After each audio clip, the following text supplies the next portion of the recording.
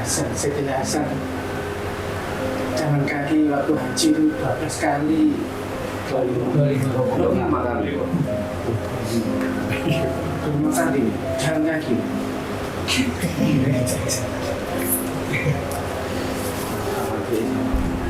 Tanyanya untuk menunjukkan kerendahan kepada Allah SWT.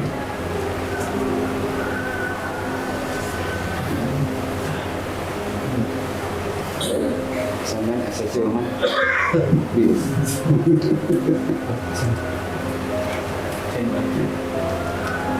ya memang pada sejarah ini memberikan contoh yang hak pada pengalamannya Hussein, sehingga saat ini di era sekarang ini zamannya sudah beda, jadi untuk melakukan seperti itu dengan tema yang sekarang. Semoga kita termasuk bisa menjalani contoh-contoh yang beliau contohkan. Mungkin ada yang lain?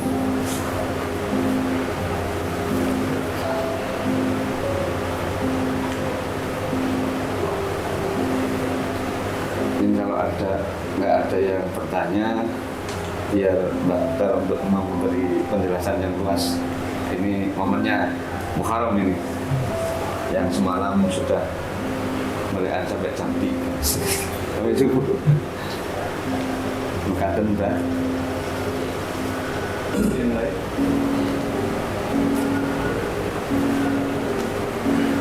Jadi tangkap gitu Mas, sebutan ahli bait itu munculnya pas kapan itu? Atau siapa mungkin yang pertama kali menyebut ahli bait?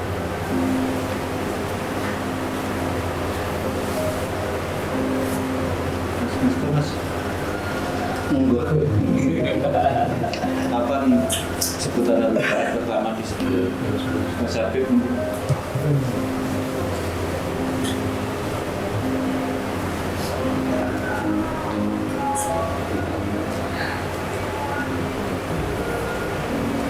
Dulu tadi Mas Nesto sempat menceritakan 5 orang. 5 orang.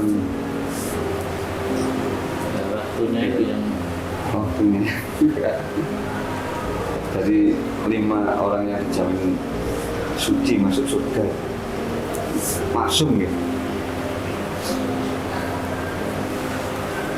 Rasulullah. Coba buka surat Al-Ahzab ayat 33. Pertanyaan ini penting agar enggak ada orang mengklaim ahlul bait sampai bergaul.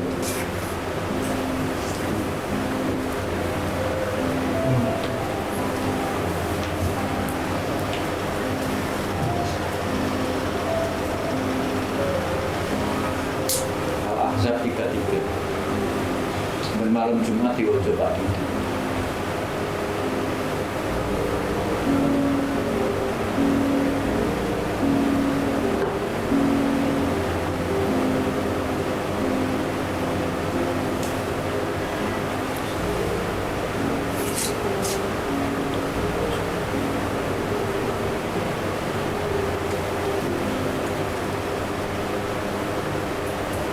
Dia bacaan Mas. Bentuk untuk harus buka.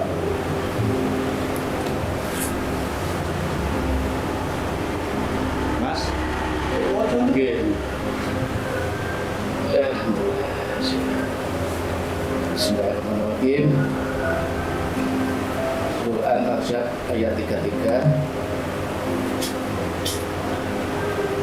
Wa harna fi buyutikunna wala tabarujja jahiliyatil ula wa aqimna sholata wa atina zakata wa atina Allaha wa rasulah innama yuridullahu yudhiba ankum rijsa ahlal bait wa yutahhirakum tathira. Artinya tetaplah tinggal di rumahmu, rumah rumah-rumahmu dan janganlah berhias dan bertingkah laku seperti orang-orang jahiliyah dahulu. Tegakkanlah sholat, tunaikanlah zakat dan serta taati Allah dan Rasul-Nya. Sesungguhnya Allah hanya hendak menghilangkan dosa darimu, wahai ahlul bait, dan membersihkan kamu sebersih-bersihnya. Dan jawab.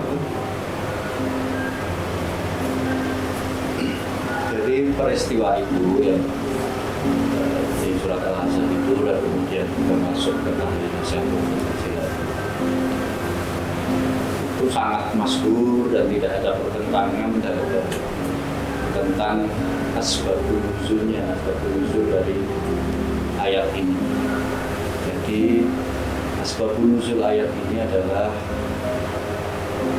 Rasulullah di tengah malam, di malam-malam hari itu keluar dari rumah sambil membawa kain. Kemudian beliau posisinya begini, terus kemudian pertama kali yang dipanggil adalah Hasan. Hasan masuk ke tentangan kain. Kemudian yang kedua dipanggil adalah Husain. Kemudian yang dipanggil ketiga adalah siapa? Ali. Dan yang keempat adalah Fatimah. Kemudian semua dirangkul begini di dalam kain oleh Rasulullah dan didoakan oleh Rasulullah agar menjadi orang-orang yang suci dan dijawab oleh Allah dengan surat itu.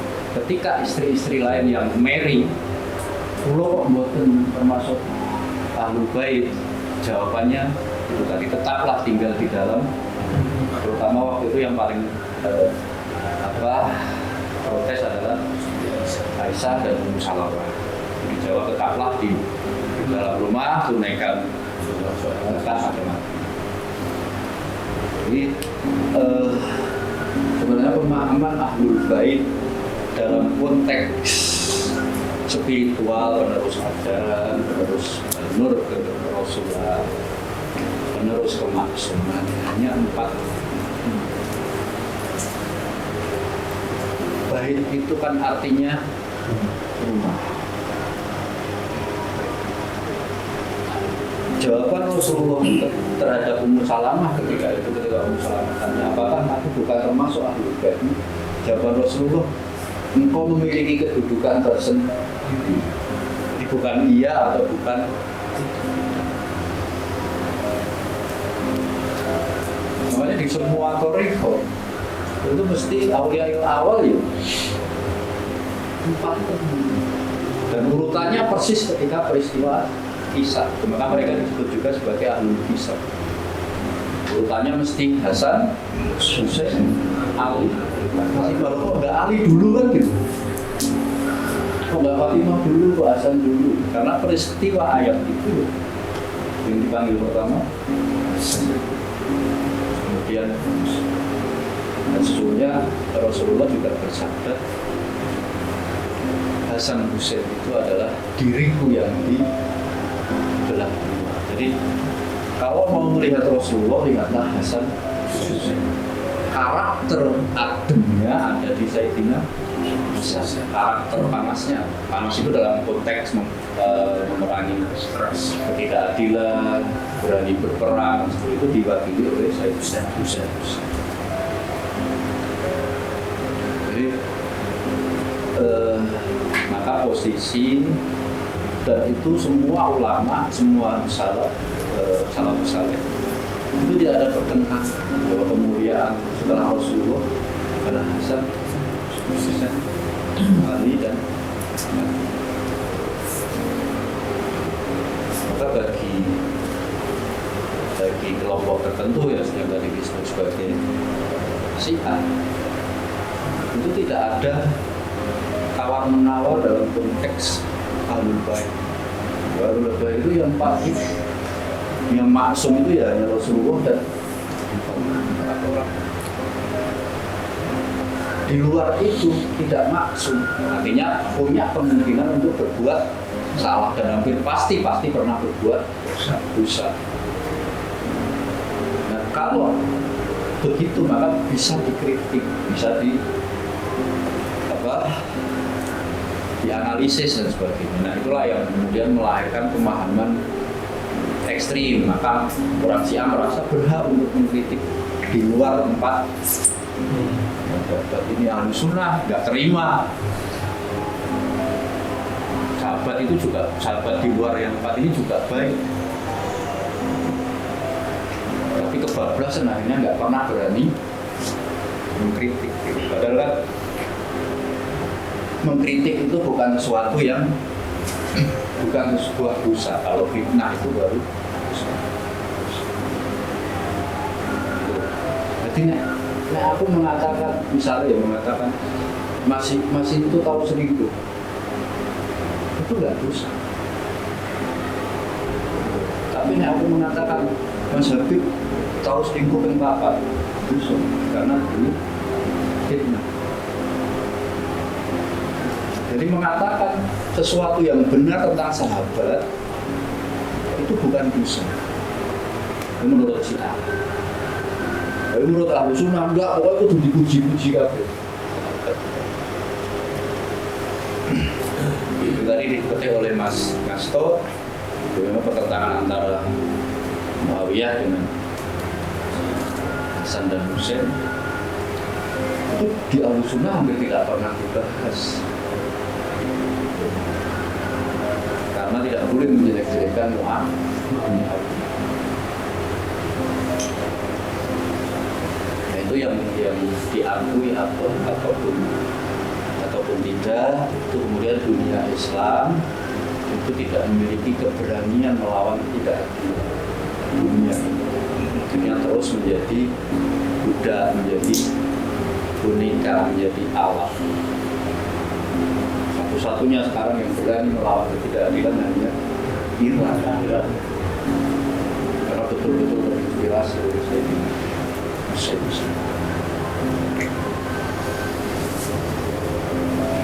Nah, ahli sunnah karena Amerika itu bersahabat dengan Arab Saudi, jangan dikritik, jangan dilawan. Arab Saudi itu pusatnya Islam. Ketoknya sepele, tapi ketika itu menjadi ideologi, dampaknya itu. Jadi gini, selama ini ahli sunnah itu kan di tengah-tengah lembut, berdakwah dengan santun, tidak memecah belah gitu kan, macam-macam dan ini adalah karakter Hasan. Ini adalah karakter Hasan. Sementara yang kelompok lain pokoknya kafir dipateni dan sebagainya. Ini adalah karakter Husain yang dilebih-lebihkan. Kalau kita berkaca pada Rasulullah, pada saat lembut harus, pada saatnya harus lembut ya harus. Tapi kalau untuk hal yang bersifat fundamental, masih enggak kemenangan itu sesuatu yang kecil, Rasulullah tetap mengangkat senjata. Jika nggak ada Badar, nggak ada kemenangan Badar, Islam nggak ada.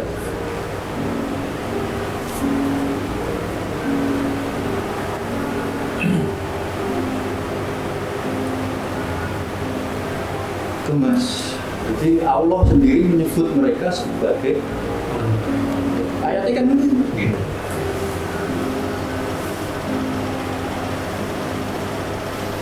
Dan ahlul bait dalam konteks itu bukan hanya ruhir tapi juga spiritual.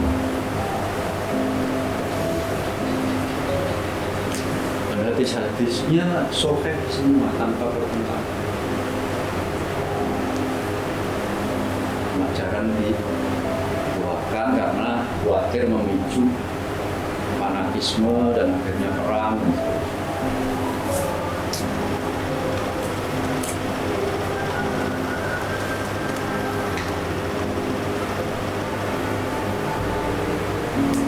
Ini juga ya Pak, satu komentar aja.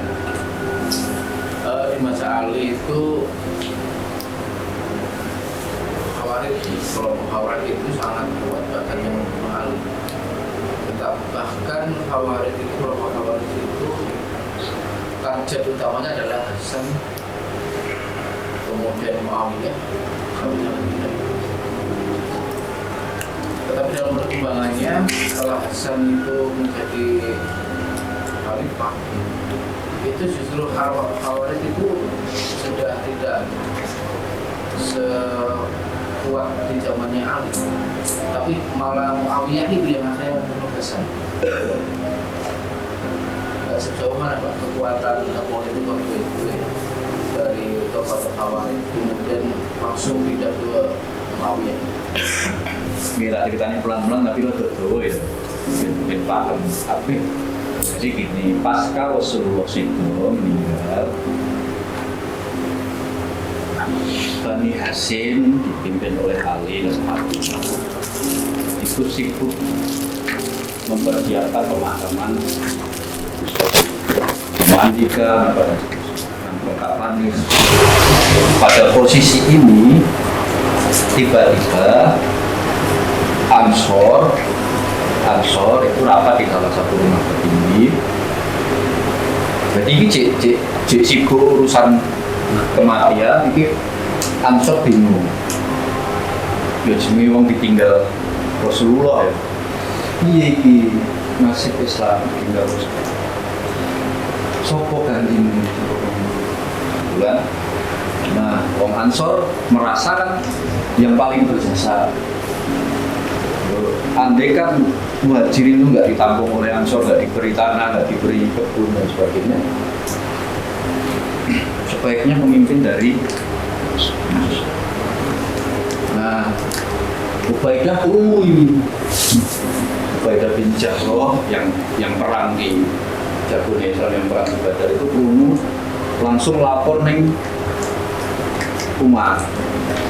Jenenge Umar. Sampai naik diri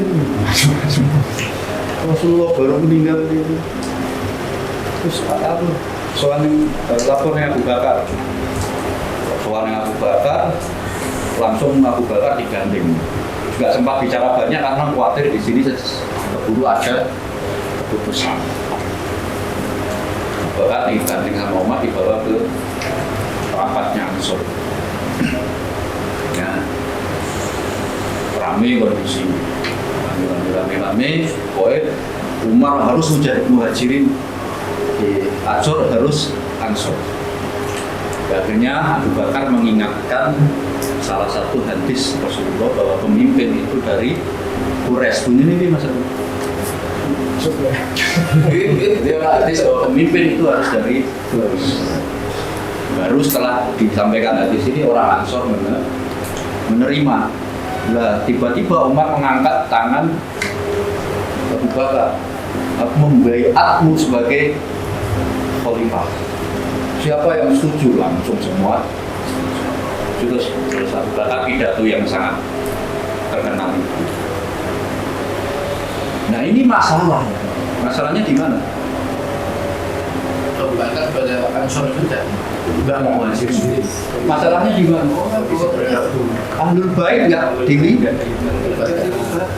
Terus masih dalam masa Fatimah marah besar terhadap peristiwa ini. Fatimah marah besar dan tidak mau membaiat Abu. Mayoritas orang Madinah kecewa pada saat itu karena semua percaya bahwa pengganti Rasulullah adalah Ali. Karena berulang kali Rasulullah memberi sinyal bahwa penggantinya adalah Fatimah yang paling reaktif. Ali sama sekali nggak bersuara. Jadi Fatimah tidak mau membaiat Abu Bakar, otomatis Ali juga tidak. Terus Abu Bakar mengeluarkan kebijakan sesuai dengan Al-Quran bahwa seluruh harta Nabi itu tidak boleh diwaris, harus diserahkan kepada umat. Fatimah tambah marah, iyo gak popo tapi sik lah itu lho petang mulut dulu kok mentoloti men lah tanah itu kan ditempati oleh keluarga Ali, keluarga Fatimah. Jadi semakin tegang. Dan sejak itu Fatimah tidak keluar dari rumah sama sekali, terus kemudian sakit. Kan jaraknya hanya 3 bulan. Kemudian meninggal. Begitu Fatimah meninggal, Ali langsung datang ke Abu Bakar dan membantu. Jadi Ali gak ada persoalan. Tapi boloni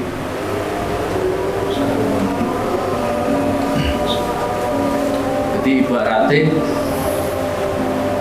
ya seteng politik lah menurut. Nah, bolo-bolo ini Ali ini terbagi menjadi 3 kelompok yang benar-benar paham akan sejarah dan betul-betul mengetahui, termasuk peristiwa Hudaybiyah itu pasca haji Wada, Rasulullah mengangkat tangan Ali dan mengumumkan siapa yang menganggapku pemimpin maka Ali adalah pemimpinmu.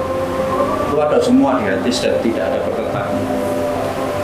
Ini kelompoknya Abu Dzar Al-Ghifari, Salman Al-Farisi, itu orang-orang paling soleh di antara sahabat. Ini kelompok pertama.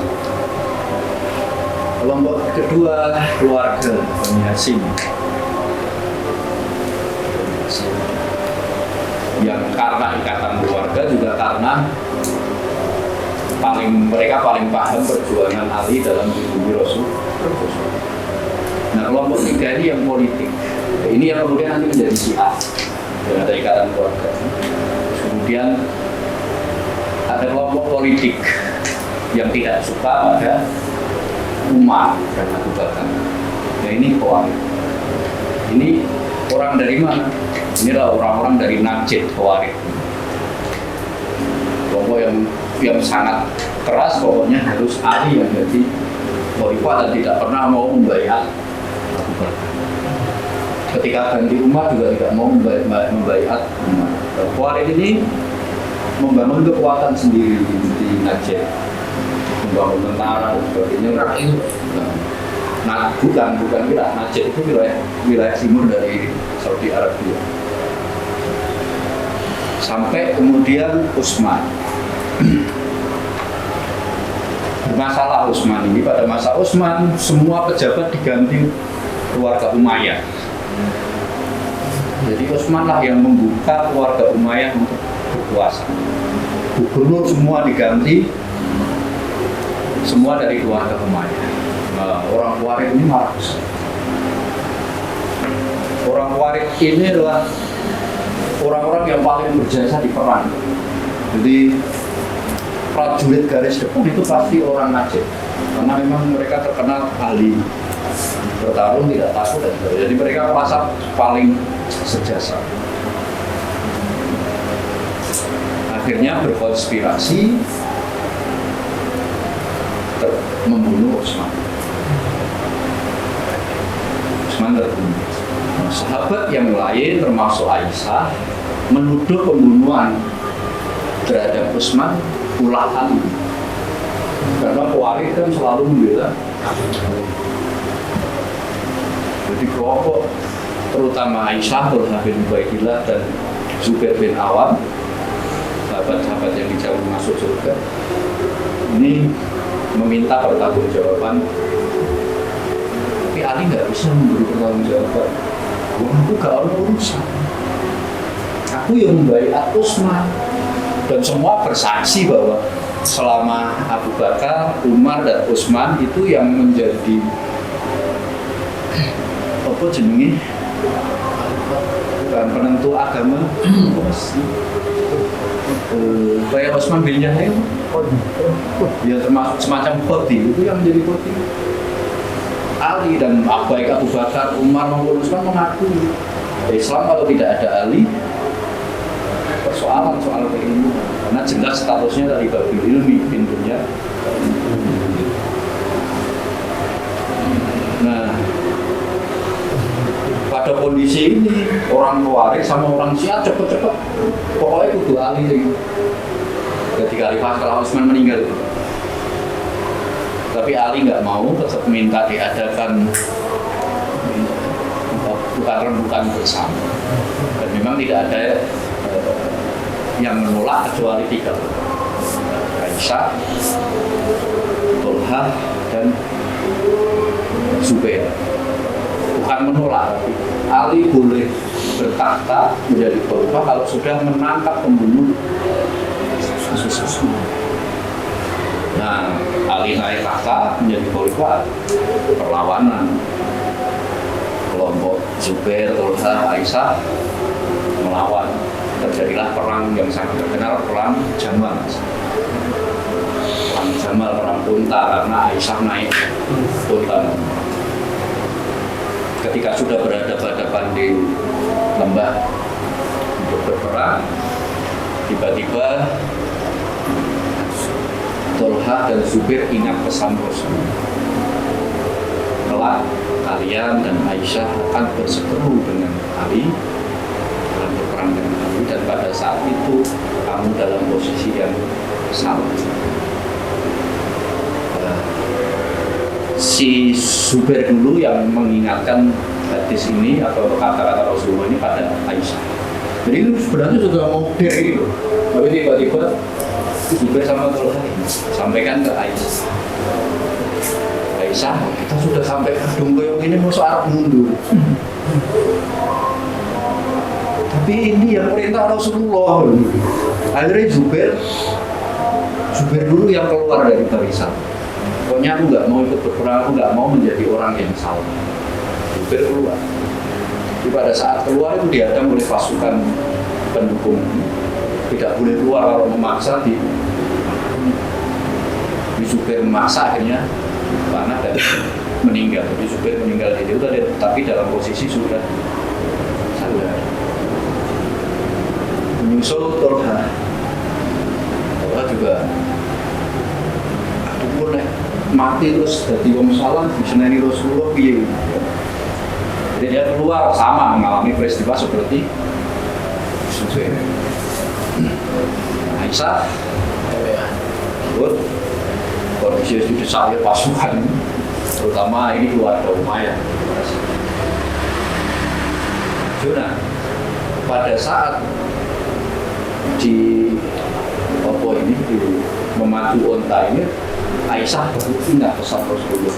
Iya, aku ya pernah dipeseni seperti ini. Jadi tiba-tiba waktu memacu onta itu ingat pesan itu, terus jatuh dari. Nah, ketika mau dibunuh oleh pasukan Ali, ditahan oleh Ali, bagaimanapun itu adalah umurmu ini, kamu harus menghormati. Jadi Aisyah ditahan, kemudian bukan ditahan, di penjara ya, lebih muliakan, kemudian diantar pulang ke rumah. Jadi Aisyah diingatkan ayat itu tadi, diingatkan ayat, kamu tetaplah di dalam rumah. Jadi Aisyah ada, sejak itu Aisyah tidak pernah keluar dari rumah hingga beliau meninggal. Nah, keluarga Umayyah, keluarganya Utsman tetap gak terima. Akhirnya golek sapa ya keluarga Umayyah sing kuat, sing iso melawan Ali.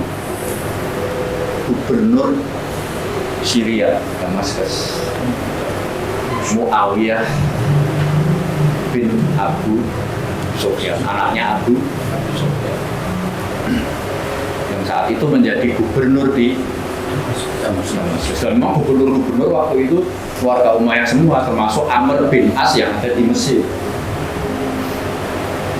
Bahwa keluarga Umayyah pindah ini dari Madinah ke Damaskus, membangun kekuatan di Damaskus untuk melawan Ali.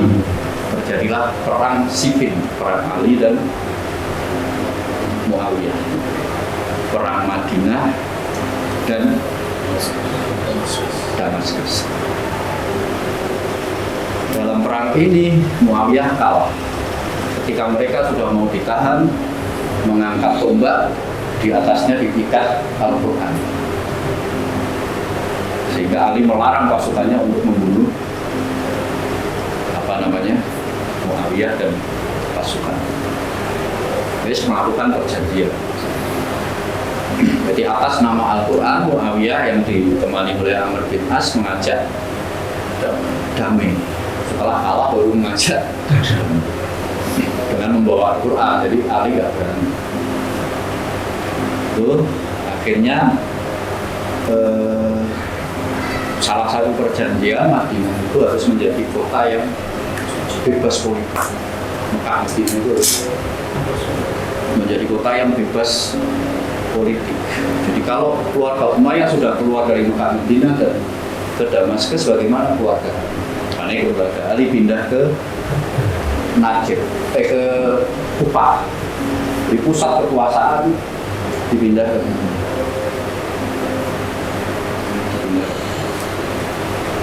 Nah, orang-orang Khawarij benci dengan perjanjian ini. Sangat benci. Berarti Ali sudah mengkhianati kita. Kenapa nggak dibantai? Kenapa nggak dibunuh juga menang? Maka orang-orang Khawarij membuat strategi, membuat rencana untuk membunuh siapa? Ali sekaligus Muawiyah. Satu diutus ke Kufah, satu diutus ke Damaskus. Karena Damaskus sudah menjadi kerajaan besar, istananya berlapis-lapis, sulit ditembus. Nah, Ali Kufah itu kan kayak di Madinah. Waktu Ali memimpin sholat subuh dibunuh oleh Ibnu Jam. Warid hafal Quran, badunya sampai ireng karena kopian sujud. Nah, peristiwa itu melahirkan kemarahan yang besar di umat Islam. Bukan hanya kelompok Ali, tapi kelompok Muawiyah juga marah karena Muawiyah juga menjadi sasaran. Akhirnya apa? Khawarij dibunuh habis. Dan mulai itulah Khawarij melemah. Kalau dikejar ke seluruh penjuru untuk. Dan berat bagi Khawarij karena menghadapi dua kekuatan besar, kekuatan Muawiyah sekaligus kekuatan kelompok Ali. Ali meninggal. Seketika orang Madinah membaiat Hasan. Seketika Madinah membaiat Hasan. Padahal perjanjian sebelumnya Madinah harus marah Muawiyah. Karena Muawiyah akhirnya menyerang Madinah. Pada waktu dua pasukan sudah berhadapan-hadapan, tadi yang dibayar oleh Mas Musto, Hasan demi menjaga jangan sampai ada perpecahan di umat Islam, meletakkan bahkan memberikan pada Muawiyah. Tapi dengan perjanjian, salah satu janjinya bahwa setelah ini kita mengikut para pendahulu, tidak boleh kekhalifahan menjadi kerajaan, tak menjadi kekhalifahan. Penerus selanjutnya diserahkan kepada ahlul qadil, para orang-orang tua. Ahlul khil wal aqdi. Nah, Ahlul khil harus diserahkan pada itu. Biar mereka yang Muawiyah sepakat, Husain akhirnya, Hasan akhirnya menjadi orang biasa di. Nah, dalam perjalanannya ternyata Muawiyah tetap merasa tidak aman. Meskipun kekuatannya sudah besar, sudah mutlak, sudah punya angkatan laut, tapi tetap merasa tidak aman. Akhirnya menyuruh istri Hasan, Jaksah, untuk meracuni Hasan situ. Muawiyah dalam waktu lama juga ke situ. Ternyata kekuasaan diserahkan pada anak, tidak melalui pemilihan. Kekuasaan langsung diserahkan pada anaknya bernama Yazid, yang pada saat itu Yazid itu berperilaku tidak. Jika ulama-ulama menolak, mereka mengadu kepada Husain, maka Husain mengibarkan bendera perlawanan. Dianggap Muawiyah, kelompok Umayyah, Bani Umayyah melanggar perjanjian dengan Hasan dan sudah menjadikan kekhalifahan menjadi kerajaan kesultanan. Jadi dia